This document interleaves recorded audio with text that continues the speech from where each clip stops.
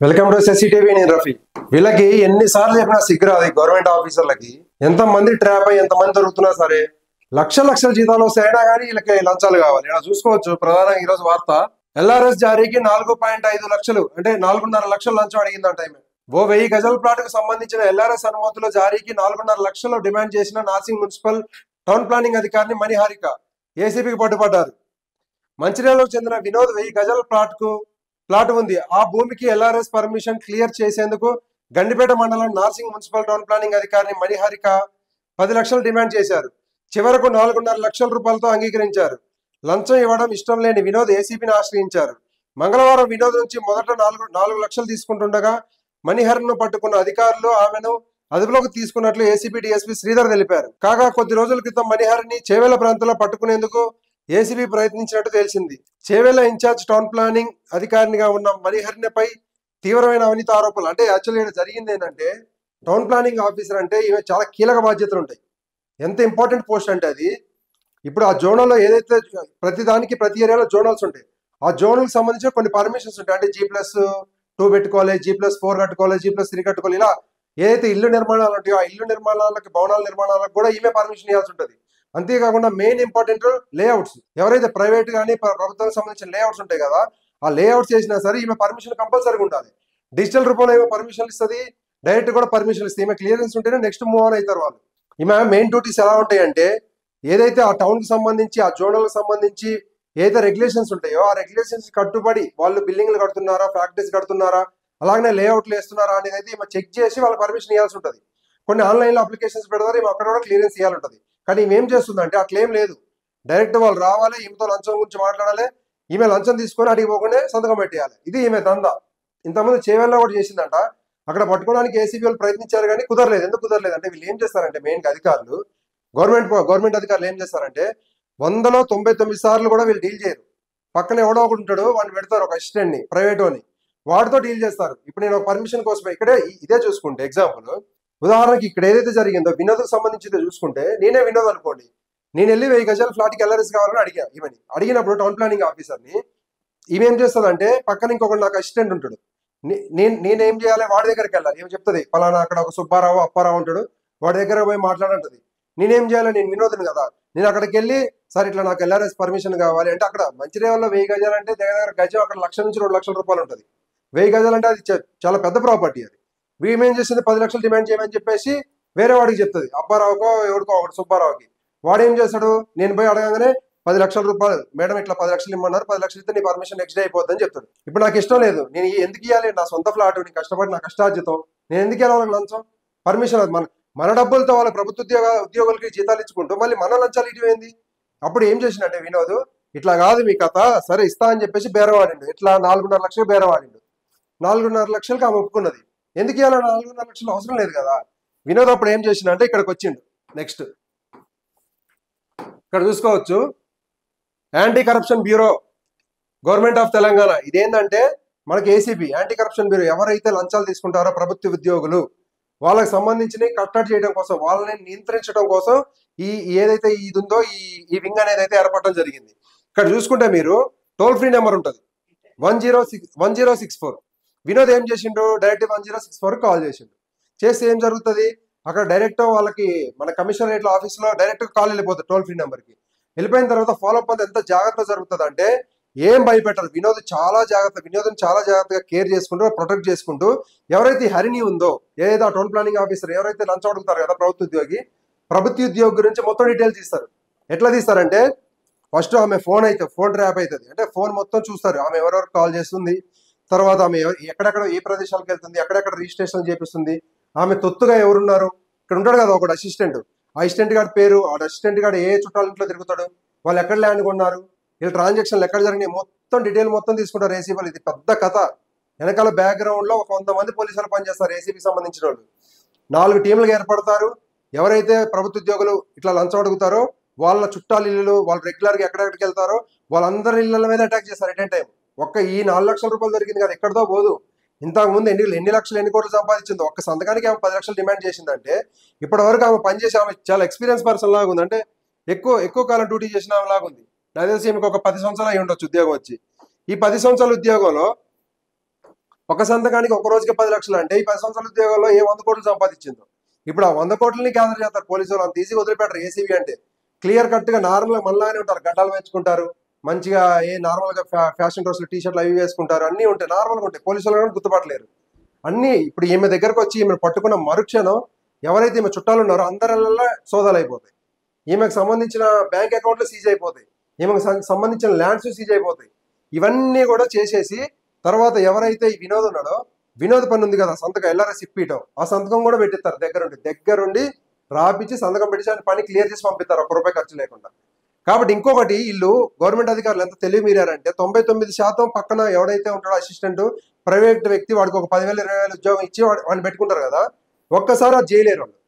ఎందుకంటే వినోద్ లాగా తెలియకళ్ళు ఉంటారు కదా, వాళ్ళు నమ్మిస్తారు, ఎవరిని?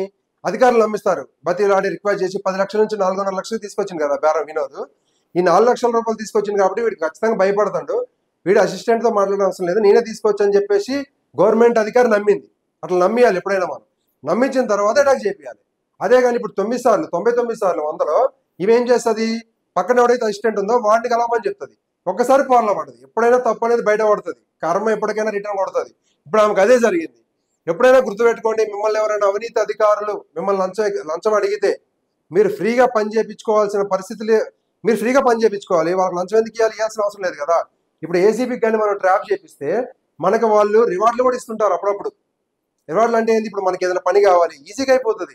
నెక్స్ట్ మనకి ఏదైనా పని కావాలనుకో, సార్ ఇది పరిస్థితి సార్ అని కాల్ చేస్తే, అరే ఆ రోజు వీడు మనకి ఏసీబీ ట్రాప్ చేయించిండు, వీడికి మనం హెల్ప్ చేయాలని చెప్పేసి మనకి ఏదైనా హెల్ప్ కావాలని చేస్తారు వాళ్ళు పోలీసు వాళ్ళు. అన్నిటికీ ముందుంటారు. వాళ్ళకి కావాల్సింది ఏంది, అవినీతిని నిర్మూలించడం. మనకి దానికి సంబంధించిన ఎక్స్ట్రా వాళ్ళు అవుట్ ఆఫ్ ది బాక్సెస్ కూడా మనకి హెల్ప్ చేస్తారు పోలీసు వాళ్ళు. కాబట్టి ఈ 1064 అనేది ఏదైతే నెంబర్ ఉందో, ఇక్కడ వాట్సాప్ నెంబర్ ఉంది, ఇక్కడ ఐపీఎస్ ఆఫీసర్ ఈయననే డైరెక్టర్ జనరల్ దేనికి ఏసీబీకి, వీళ్ళందరి నెంబర్లు ఉంటాయండి. మీరు ఏం లేదు, జస్ట్ ఏసీబీ తెలంగాణ అని కొట్టండి వచ్చేస్తుంది. ఈ టోల్ ఫ్రీ నెంబర్ కాల్ చేయండి, వాళ్ళని పట్టించండి. ఇంకొకటి కొన్ని విషయాలు ఏంటంటే, ఈ గవర్నమెంట్ అధికారులు ఏం చేస్తారంటే, ఇప్పుడు ఏదైతే డబ్బులు సంపాదిస్తున్నారు కదా, సంవత్సరానికి 1 కోటి రూపాయలు సంపాదించింది అనుకోండి, ఒక నార్మల్ అధికారి, గవర్నమెంట్ అధికారి, వాడి జీతం ఎంత ఉంటుంది, నెలకి 1 లక్ష రూపాయలు ఉంటుంది. 1 లక్ష రూపాయలు అంటే సంవత్సరానికి ఎంత సంపాదించాలి, ఒక 12 లక్షలు సంపాదించాలి. వాడి ఖర్చు 2 లక్షలు తీసేస్తే 10 లక్షలు సంపాదించాలి. కానీ వాడి సంపాదన అట్లుండదు, 1 కోటో 2 కోట్లో ఉంటుంది. కాబట్టి ఈ డబ్బులంతా వాళ్ళు ఎక్కడ దాస్తారంటే, ఇప్పుడు ఏసీబీ డ్రాప్ అయినంత మాత్రం ఆమెకి ఏదో జరిగినట్టు కాదు, ఆ బ్యాక్గ్రౌండ్ లో డబ్బులు బొచ్చడు ఉంటాయి. అది ఎట్లుంటుందో కూడా చెప్తానండి. ఇప్పుడు ఒక 10 కోట్ల రూపాయలు లంచం తీసుకున్నది, అంతా లిక్విడే కదా. లిక్విడ్ క్యాష్ తీసుకొని ఏం చేస్తుంది అంటే, ఈమె పేరు మీద పెట్టదు, వాళ్ళ చుట్టాల పేరు మీద, వాళ్ళ ఫ్రెండ్స్ పేరు మీద, ఎవరో ఒకరి పేరు మీద ఒక 10 కోట్ల రూపాయలు, ఎకరం ఒక 5 కోట్లు ఉంటే అక్కడ 2 కోట్లు పెట్టుకుంటుంది. దాని గవర్నమెంట్ వాల్యూ ఎంత ఉంటుంది, 10 లక్షలు ఉంటుంది. అట్లా 2 ఎకరాలకి ఎంత ఉంటుంది, 20 లక్షలు ఉంటుంది. ఆ 20 లక్షల రూపాయలు ఏమేం చేస్తుంది తెలుసా, ఈమె లోన్ తీసుకుంటుంది బ్యాంక్ నుంచి. ఇగో 20 లక్షల రూపాయలు లోన్ తీసుకున్నా నేను, ఈ 20 లక్షలతో ఈ 20 కోట్ల ప్రాపర్టీ కొన్నా అని చెప్పేసి గవర్నమెంట్ చూపిస్తుంది. గవర్నమెంట్ కూడా ఏం చేయలేదు, అంతా బ్లాక్ మనీయే. కాకపోతే ఎంతో కొంత నిర్మూలన జరగాలి, ఎంతో కొంత అధికారులు భయపడాలి. మనం ఏదైతే ట్యాక్స్ కడుతున్నామో ఆ ట్యాక్స్ నుంచి ప్రభుత్వ ఉద్యోగులకి ఏదైతే జీతాలకు వెళ్తుందో అది దాంతోనే వాళ్ళు పని చేయాలి.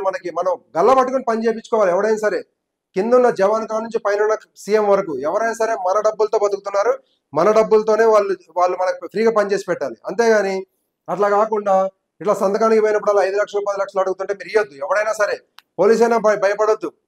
రూల్ ఆఫ్ లా ఉంటుంది, ఆర్టికల్ 14 ఉంటుంది. ఎవడైనా చట్టము సమానమే.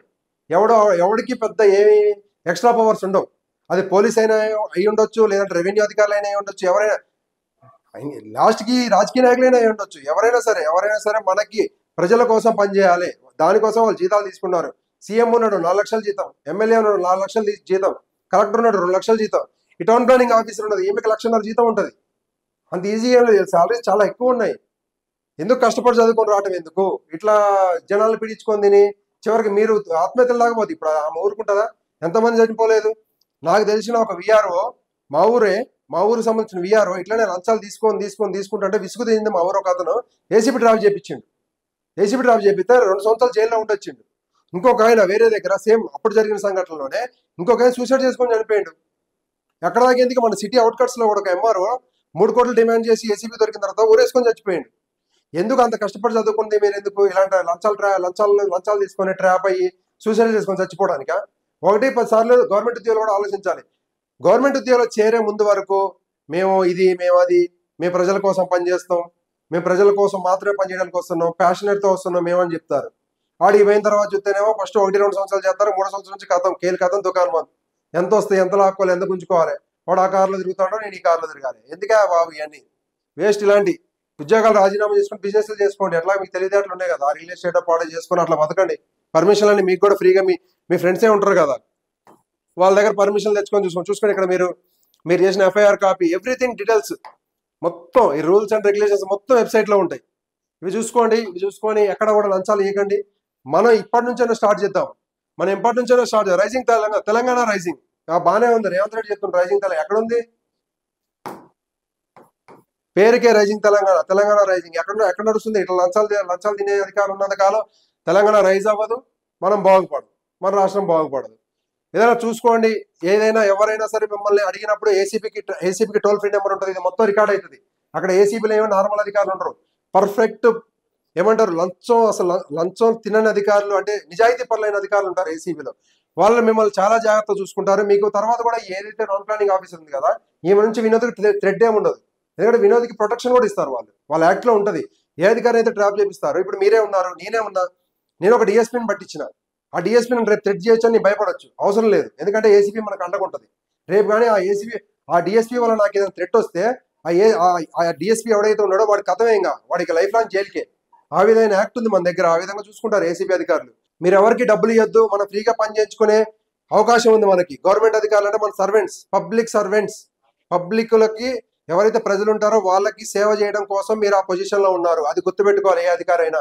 ఇది పరిస్థితి. ఈమె ఏదైతే చేసిందో ఇలాంటి ఇంకెవరో ముందు చేయకూడదని అయితే చూద్దాం. ఎవరైనా ముందు చేస్తే మాత్రం ఖచ్చితంగా పోలీస్ ఏసీబీ ట్రాప్ చేపియండి. మనతోనే మార్పు మొదలవ్వాలి, మీతోనే మార్పు మొదలవ్వాలి. మీరు చేయండి, మీ పక్కన ఫ్రెండ్స్ గా అవేర్నెస్ ఇవ్వండి. దీని గురించి ఇంకొన్ని వీడియోలు చేసే ప్రయత్నం చేస్తాను. ముందు ఇంకా ఏసీబీ ట్రాప్ ఎలా క్లియర్ గా ఏసీబీ అధికారులతో నేను ఇంటర్వ్యూ చేసి మీకు అందించే ప్రయత్నం చేస్తాను. Thank you.